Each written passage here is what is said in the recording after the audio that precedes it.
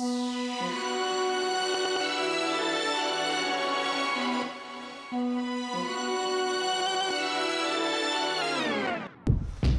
guys, what is going on? Pandrea here. Welcome back to another video. In today's video, we are going to teach you a few cool things, answer a few cool questions, and show you where I am and why I am. So, without further ado, let's just jump straight into it.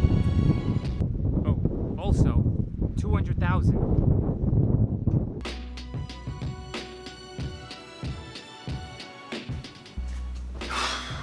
Alright, inside because it's too hot outside.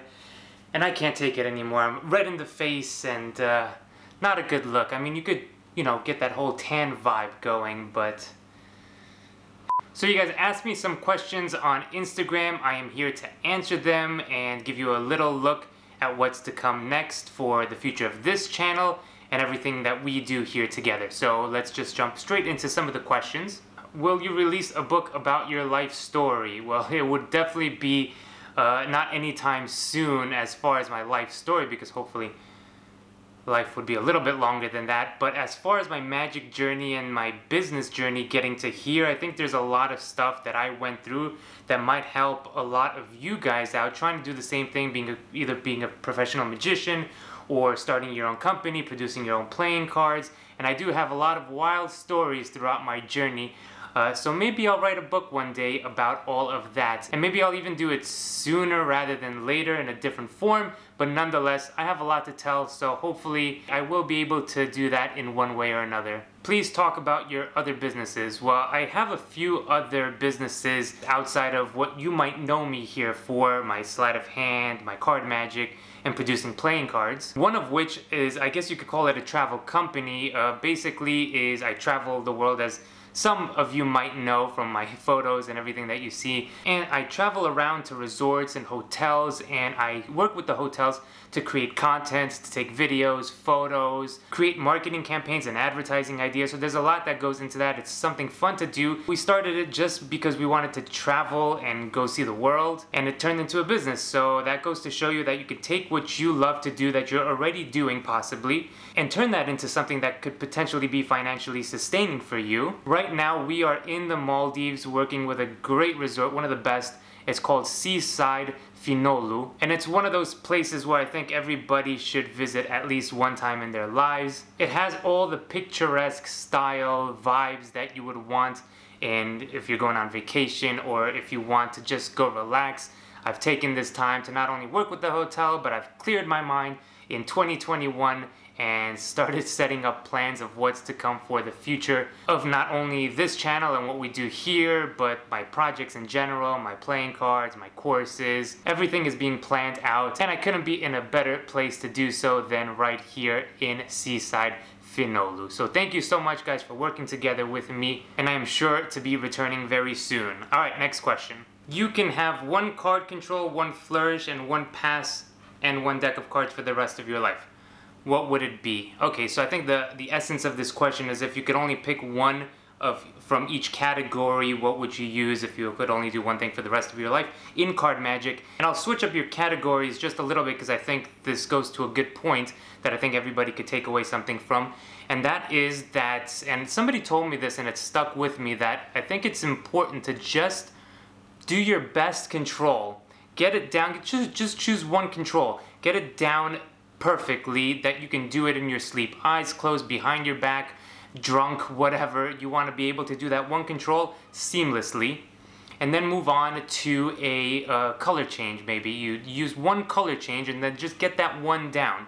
Okay, maybe a switch, maybe a double lift. But what I'm saying is you pick your categories, right, your main categories, and just nail down one sleight and do it better than anybody. Or at least do it better than you do your other ones. And what that is going to do is then you're going to have a perfect set. So when you're going out and you can only perform a few things, you're not going to perform 6 controls all over the same night at dinner, right, to your friends. You might do a few tricks. So you might have 2 controls in there, and that's okay if you just use one control, okay?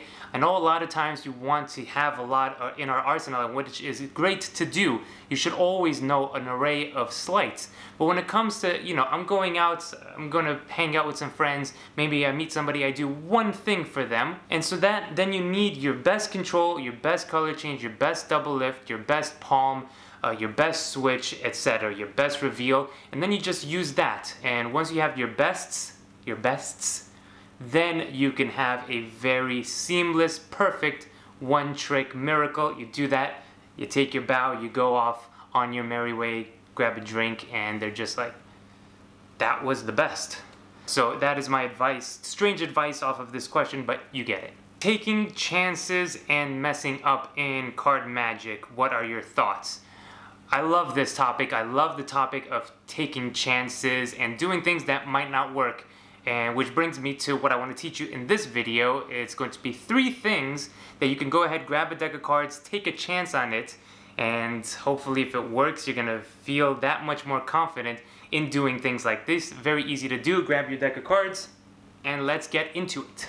The whole point of sleight of hand and card magic in particular is to make it seem seamless, and that is to do things like forces and controls without having to feel like you're putting too much effort into it. And sometimes that means taking chances to make it seem smooth and seamless. So here's sort of what I'm talking about. These are 3 things that I do to force a card that might not work, but at the end of the day it seems very, very fair and it could elevate your card magic. So the first thing that I like to do is have somebody see a card inside of the spread and force it that way. So the idea behind that is you're taking a chance and you're giving yourself a little bit of an edge, and here's what I mean. You're going to fan the cards using a pressure fan or a thumb fan. I like the pressure fan just because I think it makes this move a little bit easier.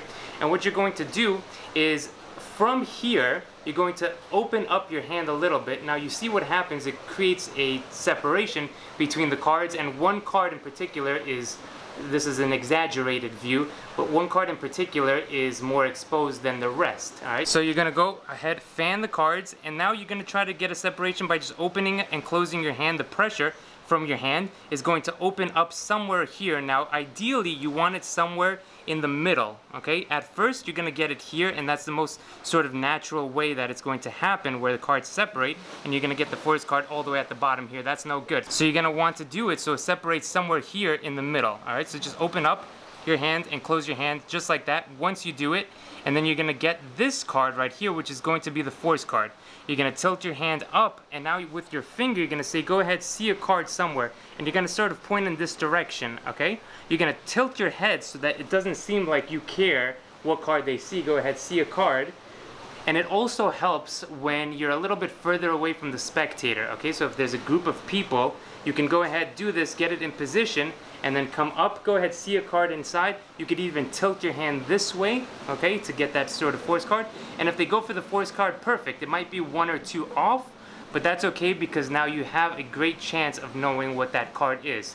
One tip afterwards is that after they see it, you can gesture to the spectators and then maybe come here, point to have them come closer, and you could take a look by peeking what the card is. Or when you close up the fan, you just keep your finger right here, keeping a break, and now you have a break on the force card, okay? So once again, it's here, and you could even do this by, if this is not working, you see, sometimes this is gonna happen where it's too far to your right hand side. You're gonna come here and then just open it with your hand. It's alright if you just open it with your hand, then come up here, go ahead, see a card, you got one. Alright, the snap always helps. Go ahead, see a card, and come back down. Don't spend too much time on this. Once you come here, you can go ahead, grab your break by separating. Get your pinky in there. You can do a pass at this point or just multiple cuts to the table, and you have that force card to the bottom. You could go ahead, peek it, or palm it out, or do whatever you want from there. Okay, the second way is using a stop force for the spectator to deal down and get to the selected, or rather the force card. So let's say you have the force card on top, 5 of spades. You're going to, in the process of talking to the spectator or going from one trick to the other, I just thumb count 1, 2, 3, 4, 5, 6, 7, 8. I grab this packet here and I'm going to slip cut the top card, which is the force card, 8th, from the top and give the spectator now the cards, or get into that position, place the deck down, and when you're ready, pick up the deck, give it to the spectator, and they're going to deal down. Now here's the idea. You're going to say, go ahead, deal down the cards. You're going to deal 3 cards, and after the 3rd card, you're going to say, go ahead, stop any time you want, and they continue to deal. So usually, okay, human nature, and this has been sort of not proven, scientifically proven that they're going to stop on the 8th card, but more than likely they're going to deal 3, 4, 5, 6, 7, 8, and they're going to feel like they're going to want to stop here. Now it doesn't always work, but when it does, and you turn your head and you count silently, it's very, very cool, because you can say, are you happy with that card? Fine, go ahead, take it. Another way just to get into it, if you don't need a particular force card, if you just want to have a peek at the card, is again, just count 1, 2, and if you don't want to do the thumb count, you could just sort of go 3, 3, 2, and then get your break, or 1, 2, 3, 4, 5, 6, 7, 8, go ahead, grab, and as you're talking, you just get a peek of this card, get a peek, and then come back down. You know the force card is going to be the Ace of Clubs. You tell them, go ahead, take the cards. And sometimes I do this without even saying a word, okay? I don't try to time it in that way, and just try to see, take a chance and see if it works. So go ahead, take the cards. You're going to deal down, and you're going to stop anytime you want. And we're just going to get a card. Don't put too much emphasis on this, because then it won't matter to them as much, so they won't take too much time to do it. 3, 4, 5, 6, 7, 8. And if they go 1 or 2 above, you could try to get out of it, or use this as a key card. But this is a great way to force a card taking a chance, but also being very relaxed and having it look smooth and seamless. Okay, the last way, you're gonna look at this and be like, what is this? But trust me, this is the force that I use most often when I was just learning. I couldn't do a classic force because of the timing and the break and everything like that, of how it should be done, sort of. But what I just started doing was this, and it's nothing very original, it's nothing very creative, but it just works. So if you just go ahead, take a card, that's just the way that we're going to do it. Now everybody knows that I hate doing this, but sometimes you can do it and it's motivated. What you're going to do is, instead of doing a classic force where you get a break and you have to time it, right? You're just going to get a break here. And I'm just going to step the cards a little bit like this from the break. Remember, here is the force card. Step the cards, and I'm just going to spread this one a little bit more, right in the middle.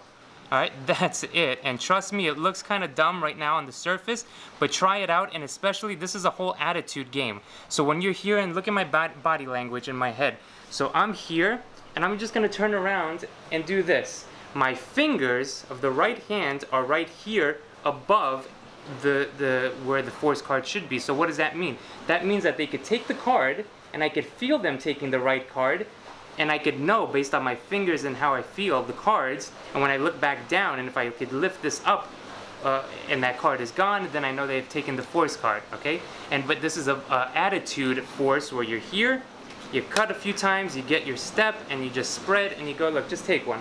And a lot of the times, the reason I started doing this is I noticed that people, if you don't care where they're going to take the card, and if you don't put too much emphasis on it, then they won't care. They'll just grab one. And especially if there's a lot of spectators and you just go ahead, take one and move on quickly from there by, your attention is somewhere else, then I think you're going to have a much more successful time in forcing the card looking smooth, seamless, boom, you got it, and they don't think anything funny is going on. But guess what, folks? Funny stuff is going on. You know the card, and you could go from there. So those are 3 simple ways that you can take chances. Might not work, but when it does, it feels pretty good.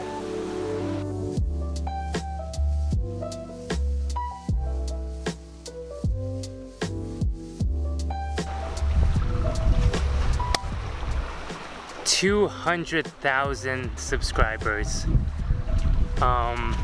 When I started my channel a few years ago, I had a goal in mind, and it was to always make sure that whatever I do is bettering, in this case, magicians and card enthusiasts and people who want to elevate their thinking in magic. And I think I've done a decent job in doing so. I've put a lot of time and effort and a lot of meat into all of these videos, hundreds of videos now. You can go backlog and watch the tutorials and see the vlogs and places I've been and the things I've done. And I try to make it fun along the way, but most important, educational for you guys and for you to take away something and to make you a better performer, better magician, to make you think of magic at a higher level. And I hope that I've done that. I think I've done that. And I'm very proud of what we've done here together. Now, with that being said, what does the future of this channel look like? And being here and taking some time off to ponder the next steps of the journey, I've come to a few conclusions. Now, I'm not ready to share them just yet, but I think I know what the next steps have to be. I will leave it at that. There are more videos to come shortly with more information. And of course, new decks of cards and courses and things that you can take part of. And we're doing a giveaway, hopefully soon, possibly the next video, if not the one after that. Thank you so much, everybody, and we will see you shortly. Peace.